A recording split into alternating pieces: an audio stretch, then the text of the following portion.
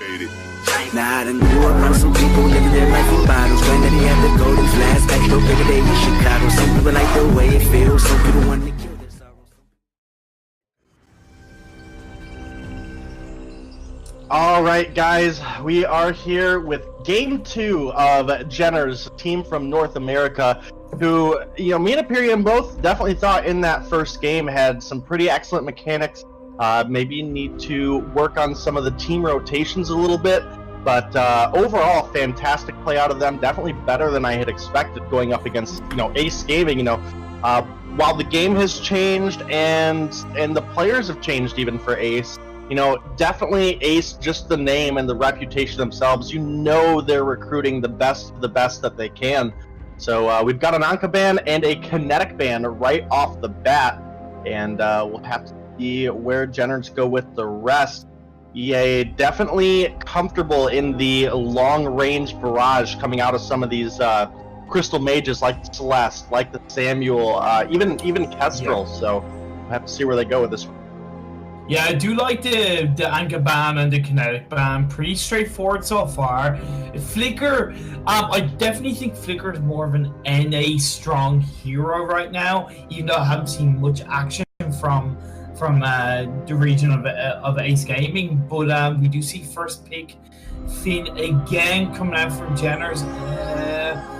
Interesting. I'm not going to judge it too much yet, but either way, they obviously highly elevate towards the Finn and where the skill of Finn is, and the fact that he is resistant to stuns, he's resistant to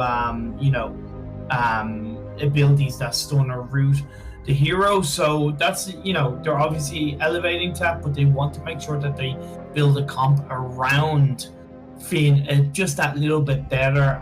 Scarf was good, but as you do see Tony and Fortress being picked up by Ace Gaming, that's a lot more of a dive pairing than we saw in the previous game, and definitely plays towards the aggressiveness of Ace Gaming that we have come to know and love. I think you are absolutely right there, ImPERium. And while we do touch a little bit on the Finn in how it didn't really work out in that first game, I definitely think there's a lot of potential with where it comes. Now, Finn is much better at blocking out those directional skill shots. Ace was able to get the Celeste through last game, and that was kind of the big one to me, where Finn, great at body blocking forward barrage, great at body blocking a Spitfire, great at, doing a lot of things. Blocking out Celeste Teleogenesis is not one of those. So definitely kind of something that Jenners need to keep on the board here. Does look like they've picked up the Varia. We'll have to see if Ace go with that Celeste again. I do think it would be a smart pick. However, their comp so far hasn't really mirrored, I guess, the game 1 draft, as it looks like they might be picking up either a Vox or a Sky here. With the Lance and the Fortress, those are definitely changing things up a bit. A lot of aggression can be expected early on from Tony and Fortress, so we'll have to see where they go with that. But a Celeste still on the board. Glaive picked up for the side of Jenners. It's hard to say where Jenners go with this one. I mean, Fortress very, very strong right now, especially paired with evasive heroes or dive-based heroes. Sky can definitely use that additional speed boost from Fortress to maybe get that one hit she needs for a lock-on, or Tony just get him in reach for that stun, or Lance for the impale. So I do like the synergy that's built here around this Fortress right now. Definitely, they really complement each other quite nicely. As Idris is the last pickup by Ace. Now, in the favor of Jenners, if they carry that Finn to late game, as well as the Lorelei, that's gonna really go in their favor, because the Quibble is gonna come online. The stun coming out from the Finn's A is really gonna maybe potentially stop a dive coming out from Ace Gaming. But this is Ace Gaming. They've got a dive comp, and they've got a bit of a strong early game dive comp against Savaria that can be a little bit weak. Lorelei is the key strength to to Jenner's maintaining the early game, because she's very strong with that fish food, with that splash that's able to stun and slow down the enemy team, as well as with the splash it's able to boost the allies and potentially, really stop an engagement. So, there's a lot of strengths, but again, I've just got to give it to Ace. Their comp overall seems more complete, more synergized, and they just complement each other that little bit more, whereas I see a lot of gaps in the side of Jenner's draft. But we are underway in the second game, DeiNomine. Yeah, we are, and as we get in, seeing definitely a little bit of the same kind of early rotations here coming out of both teams, with the exception that Jenner's are definitely a little more split up than they were last game. It looks like they just want to get their laners into maybe some early item spikes, maybe some early gold spikes, but definitely not challenging early on. Meanwhile, looking at Sweetbox taking that Tony on over into the enemy jungle, kind of gonna be a little bit of a miss for Jenner's if they lose out on that weapon buff for this Tony. Man, this is Ace just warming up. They're really getting into invading the jungle, stealing as much as they can in the enemy camps. First Blood already goes over to Ace Gaming over on the side of over on the sky onto the Lorelei. So this is just Ace, and it's like the first game they were just taking their time. It's only their own CP buff that Jenner's have secured. Yeah, absolutely. It does look like Lance has made it out alive. Darklon is going to make it, but oh man, Sweetbox, can you get into the sweet spot as well? There it goes. Looks like both members of Ace are going to get out there. We did obviously have one kill going over to the side of Ace in trade for that, but not giving one up in return is absolutely golden for them on that play. They've taken a little bit of an early lead again, already sitting up. It's kind of hard for me to read up at the top, but it looks like already about a 1.5k gold lead. Is that what I'm seeing? Yeah, it's about 1.5k gold lead, DeiNomine, so that's going in their favor. And this is only 2 minutes in the game. DeiNomine, this is really Ace starting to ramp things up. Lorelei is under pressure straight away with Sky and Fortress. What I love about Fortress, by the way, is he's able to dive under turret, take 2 or 3 turret shots to his face, and then you're going to see the Sky Sorry Strike and really do that strong basic attack damage. So Lorelei, Kuranoka is going to have to expect the potential dive that's going to be coming out from Ace in that top lane. However, reducing the bottom lane, really nice by Ace Gaming just with the Lance, with the Tony, just to work together to stay synergized. Jenners are really going to have to be on their best behavior, on their best caution. We see Ace going straight away for the CP buff on the side of Jenners. Yeah, absolutely, and that's something that Ace has done good on in both games so far, is capitalizing on their rotations, not only through their own lanes and own jungle, but any chance they get to steal from the enemy, they make sure, if at all possible, they're getting that extra gold and extra experience onto multiple people. It does look like a little bit of a tussle might start here, as Ace, they were looking for that weapon Treant, but with all of Jenners here, it'd be pretty risky. Jenners are going to secure that, and they now have that slow. Glaive is on to Tony. Can they capitalize on this? Tasa is coming down on this Fortress. Oh man, Darklon was greeted by the welcoming face of Nation, as they are now chasing down B17 Gaming. That's another kill on the board. Meanwhile, Jenners were able to pick up one of their own, not quite able to pick that second kill up onto Darklon, but that is going to be a pretty fun fight there early on, if I say so myself. Yeah, it was a 1-for-1 trade. I want to give full respect to Jenners for recognizing the rotation coming out from Ace, and they, as a 4-man team, they said, look, this is what Ace is going to do, and they really put pressure on to the Tony and onto the Lance. Where the issue arose for Jenners was when they split focused and they went 2 ways. Yes, they got the kill onto the Tony, but you left Finn just empty without any support, and it became a 2v2 situation, which was always going to go Ace's way in this early game. Whereas they should have just split focus. They should have focused as a four-man team onto one direction and went that way. However, you know, looking at the positive, Jenner's really not afraid to keep that pressure on and not afraid to, you know, push Ace to the limits that they can. So overall, Ace still maintaining a strong full 5 minutes in. We're less than a minute away from the Ghostwing spawning. I will imagine Ace will directly go for the Ghostwing as soon as that spawns, as they automatically go for the CP buff. Yeah, it definitely seems reasonable, and you know, another light for the side of Jenner's is they were able to trade out a captain for a carry, but oh no, Tanana gets punted there, not quite. Side of Jenner's able to get the kill, but everyone will make it out of that skirmish alive, except, oh boy, oh, that was a close fight up there. Nation almost dropping to the Lorelei. And Lorelei was a big pick in Worlds, specifically for her ability to spam out the Aftershock. It doesn't look like that's the path this Lorelei is going, though. It does look like she's going down maybe a Shatterglass at this point. I'm going to be honest with you here, I haven't played a ton of Lorelei in a while. No. So, oh man, Nation is back though. Can he pick up the kill? Here comes the rest of Ace. And this is what I'm talking about, those excellent rotations coming out of Ace, picking up their third kill. That was beautifully executed, and now that gives them a little bit more comfort and control to make that Ghostwing rotation like you were mentioning earlier. Yeah, but they do have to be aware that there is a push coming out now. If I was Jenner's, I would not try and contest it. I would have just pushed the bottom lane as much as possible. However, it does seem like they're going to contest this.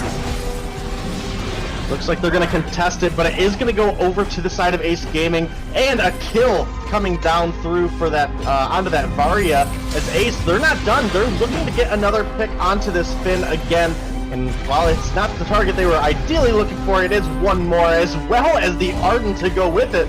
They're not done. Can they pick up the Glaive? And all of Ace dive through that tier 1 turret. They pick up kill number 7. They extend their lead all that much more. But Jenner's, I think this is smart. We do have the rotation up from Lorelei here in the top lane, trying to beat on this turret as much as possible. Got the captain minion here, so putting down some huge damage. Should be able to take that pretty easily before Tony makes it here. It's not a bad trade, a turret for a turret, even though they lost that team fight. But we haven't really talked much about the builds DeiNomine. Looking out over to the side of Jenner's, we do see the fact that yes, it is a Shatterglass that was picked up by Lorelei, so that's going to be some nice strong CP damage that's going to come out that Ace are potentially going to have to respect, considering it's a dive comp. We do see the Dragon's Eye first item being picked up by Varia. I don't necessarily agree with the Dragon's Eye first item. The reason why is because it's such a dive comp on Ace that if they get onto the Varia, she's going to be blown up before she can even build up those stacks. I believe an alternating current going into a Shatterglass would have just been a little bit better. The basic attacks on the alternating current would have done overall more AoE damage, so we'll have to see how that does spare out.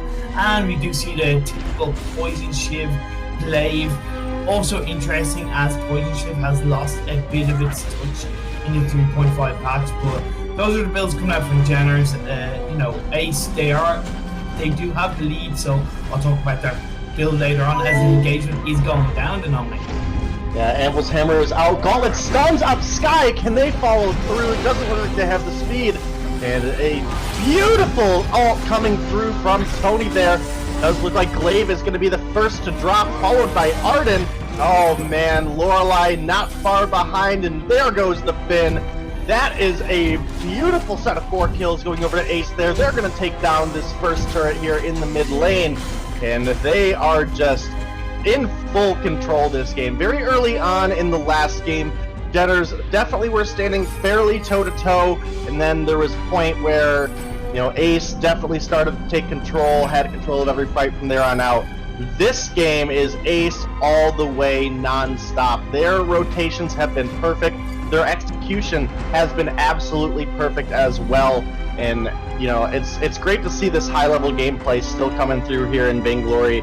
And it's only only the beginning. I mean, again, not to say anything bad about Jenners, but this was a challengers group last year from the side of North America, and they are coming through with some very high talent for what I would have expected. Exactly. They weren't even in preseason VPL DeiNomine, so you got to think, this is intimidating for them, and they're stepping up to the plate, and they're not afraid to go for this, and it shows how hungry they are. They're going to look back on these VODs, they're going to see what they did wrong, what they could have done better, whether it's a draft or it's a rotation move. Never mind that, this is the action going on in this game right now as another engagement coming out from Ace. Yeah, another Ghost Wing going over to Ace, as well as another kill onto that Finn. Looks like maybe they might pick themselves up a Glaive as well. Can they find the last touch? There it is. Darklon comes through big on that one. They're diving, they're looking for the Ardent, they're going to find it, and they are going to all make it out alive there. Great plays again coming out of Ace. Excellent turnaround fight there after the forced cord came over that wall. I was like, maybe this is a chance for Jenners to pick something up. They pulled 2 from Ace. They weren't able to get the Ghost Wing, but Ace at this point in the game just too strong, made that rotation around the wall incredibly quickly, and punished Jenners for inviting them into their territory. Exactly. You see Sweatbox going onto Lara. Lara is gonna most likely use like Kernok and just gonna look to leave him away as much as possible, just to create as much of a delay.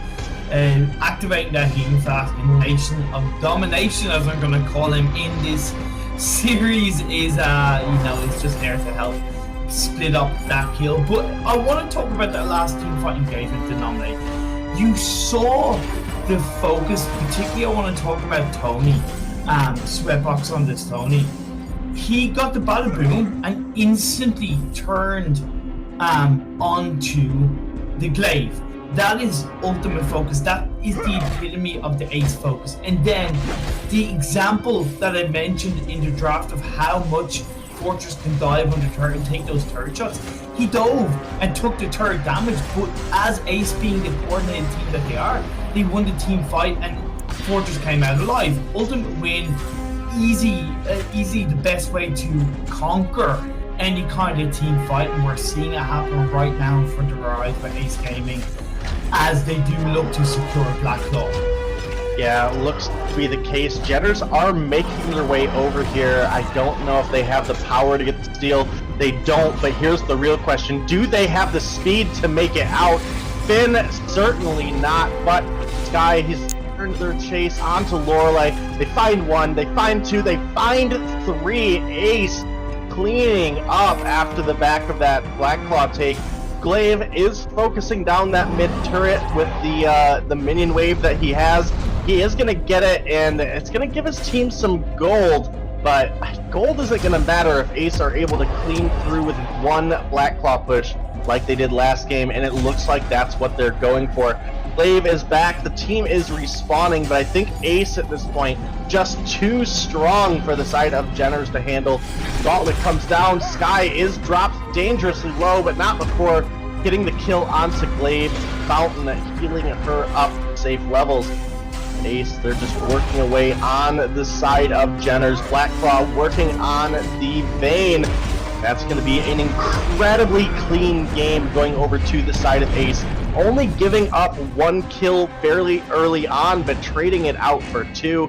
So, right there, ImPERium, that just shows that Ace, they're staying on top of their game, and they are definitely going to give us some exciting games here going forward. Again, we have Hammers coming up. We have TEAM FERROX and Daria Esports, if I'm pronouncing that wrong. Yes. I am sorry.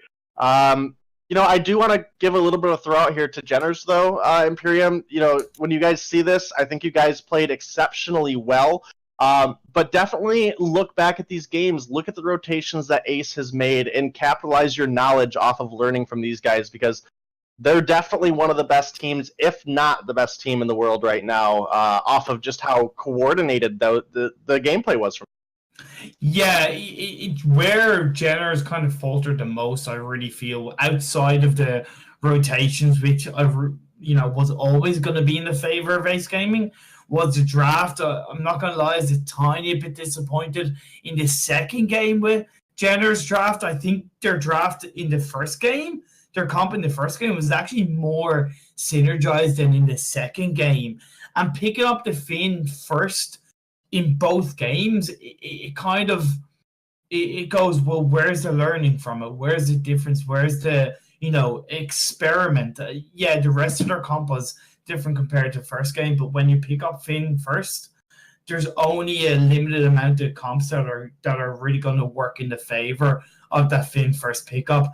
So Jenners, as I said, played excellent. The fact that they weren't a preseason VPL team, they are doing their absolute best to learn as much as they can. They're going to walk away. You should walk away with your heads held high. Look to, presuming you're going into VPL, to improve on this, and then the world is your oyster, and I know that give it a little bit of time, a good bit of practice, you will reach high places and potentially be ace gaming in the future, because anything can happen, DeiNomine.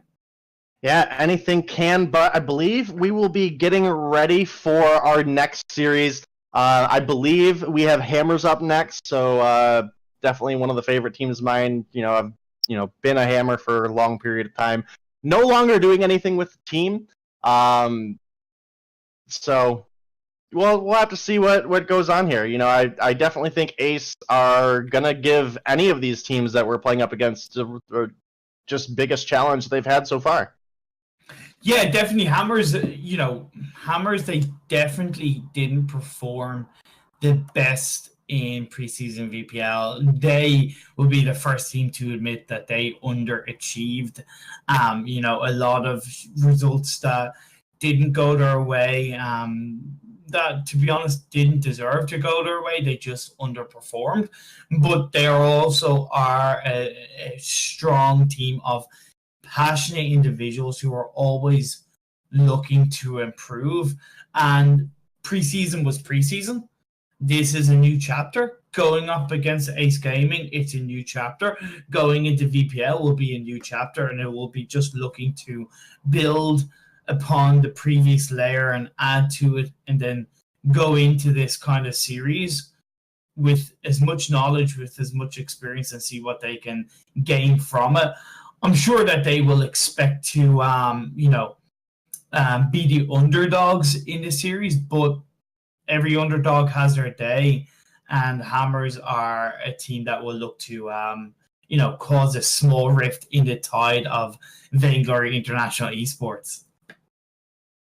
Yeah, absolutely. But let's go ahead and get into our next game with Hammers.